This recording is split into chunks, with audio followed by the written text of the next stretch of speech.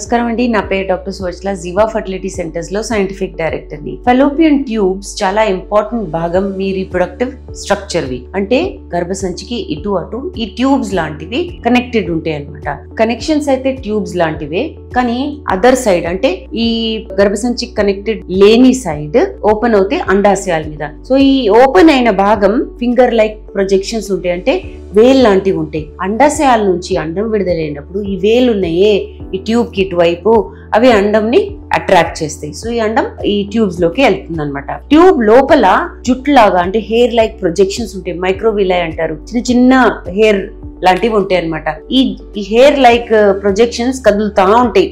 లోపల వాతావరణంలో నీరు, లోపలున్న పదార్థాల వల్ల ఆ ప్రొజెక్షన్స్ కదులుతుంటాయి. సో ఈ అండం ఏదైతే విడుదలైందో దాని మీద రోల్ అవుతా ఉంటుంది, అలా దొర్లుతూ వెళ్తా ఉంటుంది. ఈ అండం ఎక్కడైతే విడుదలైందో ట్యూబ్ లో అటువైపు కణాలు ఉన్నాయనుకోండి, ఈ అండంని ఫలదీకరణం చేస్తుంది అనమాట. చేసినప్పుడు అండం అక్కడే ఆగిపోదు, అది ఇంకా దొర్లుతా ఉంటుంది. కానీ దొర్లేటప్పుడు డెవలప్ కూడా అవుతా ఉంటుంది. సో దాన్ని డే 0, డే 1, డే 2, డే 3 అంటారు. అప్పుడు 4 cells, 8 cells, 16 cells అలాగా అవుతూ ఉంటుంది, కానీ దొర్లుతా ఉంటుంది. ప్రతి భాగంలో దాని రిక్వైర్మెంట్ అంటే మనం తినే ఆహారం ఏజ్ బట్టి పెరుగుతూ ఉంటుంది కదా, అలాగా దానికి కూడా ఆహారం నీడ్స్ పెరుగుతుంటాయి, అవసరాలు పెరుగుతుంటాయి. అది దొర్లుతా గర్భసంచిలోకి వచ్చినప్పుడు అది అతుకుతుంది, అతికి బేబీ లాగా ఫామ్ అవుతుంది. సో ఈ స్టేజ్ లో ఎక్కడైతే అది ఫలదీకరణం అవుతుంది, ఎక్కడైతే అది దొర్లుతా ఉంది, డెవలప్ అవుతా ఉంది, వచ్చి అతుకుతుందో ఈ స్టేజ్ ని ఎంబ్రియో డెవలప్మెంట్ స్టేజ్ అంటారు. పిండం గర్భసంచిలోకి వచ్చి అతికేదాకా. సో దీన్ని బట్టి ఏంటి, ట్యూబ్స్ ఓపెన్ ఉండడం చాలా ఇంపార్టెంట్, ట్యూబ్ బాగుండడం చాలా ఇంపార్టెంట్. అందులో ఆ చిన్న చిన్న హెయిర్ లైక్ జుట్టు లాంటివి అన్నాను చూడండి, ప్రొజెక్షన్స్, అవి చాలా ఇంపార్టెంట్. లోపల వాతావరణం ఇంపార్టెంట్. ఎక్కడైనా బ్లాకేజ్ ఉంటే కష్టం, ఎక్కడైనా నీరు లాగా ఒక సంచిలాగా అయిపోయింది, హైడ్రోసాల్పింగ్స్ ఉందనుకోండి, అది కష్టము. టీబీఐ అక్కడ వాతావరణం బాగాలేదనుకోండి, బ్లాకేజ్ ఉండడము, ప్రీవియస్ సర్జరీ వల్ల ఏదైనా ప్రాబ్లం అయిందనుకోండి, ఈ ఇంపార్టెంట్ ఈవెంట్ అంటే అండం విడుదలవ్వడము, ఫలదీకరణం అవ్వడము, ఎంబ్రియో ఫామ్ అవ్వడము, ఇవన్నీ ఆగిపోతాయి. అందుకనే ప్రెగ్నెన్సీ రాకుండా ఉంటుంది. సో ట్యూబ్ బ్లాక్ ఉందా లేదా అనేది మనకి ఏ సూచనలు ఉండవు. అంటే మామూలుగా పీరియడ్స్ వస్తుంటాయి, అండం విడుదలవుతూ ఉంటుంది, అది మనకు తెలీదు. ప్రెగ్నెన్సీ రానప్పుడు ఇన్వెస్టిగేషన్స్ చేసినప్పుడు తెలుస్తుంది అనమాట. ఈ ఇన్వెస్టిగేషన్స్ లో రకరకాలు ఉన్నాయి.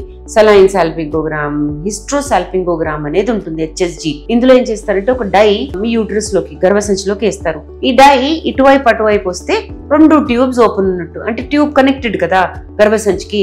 సో ఈ ట్యూబ్స్ నుంచి ఆ డై, ఆ రంగు బయటికి వస్తే ట్యూబ్స్ ఓపెన్ ఉన్నట్టు. ఏ వైపైనా బ్లాక్ ఉంటే ఆ వైపు బ్లాక్ ఉన్నట్టు, ట్యూబ్ ఆ డై రాదు అనమాట బయటికి. ట్యూబ్ బ్లాకేజ్ కొన్నిసార్లు HSGs తో ఓపెన్ అవుతుంది, కొన్నిసార్లు లాప్రోస్కోపీతో ఓపెన్ అవుతుంది. కాకపోతే కానప్పుడు ట్రీట్మెంట్ ఆప్షన్స్ ఏంటి, ఒకవైపు ఓపెన్ ఉంది, ఒకవైపు బ్లాక్ ఉందంటే ఏ వైపు అయితే ఓపెన్ ఉందో అండాశయాలు ఆ వైపు యాక్టివ్ ఉండి అండం అక్కడ నుంచి విడుదలవుతే మీరు ఇంకా న్యాచురల్ గా ట్రై చేయొచ్చు, IUI ట్రై చేయొచ్చు, అవన్నీ చేయొచ్చు. కానీ 2 వైపులు బ్లాక్ ఉన్నప్పుడు, లాప్రోస్కోపీ పని చేయనప్పుడు, ఏది పని చేయనప్పుడు IVF ఒక మంచి మార్గం. సో ట్యూబ్స్ చాలా ఇంపార్టెంట్.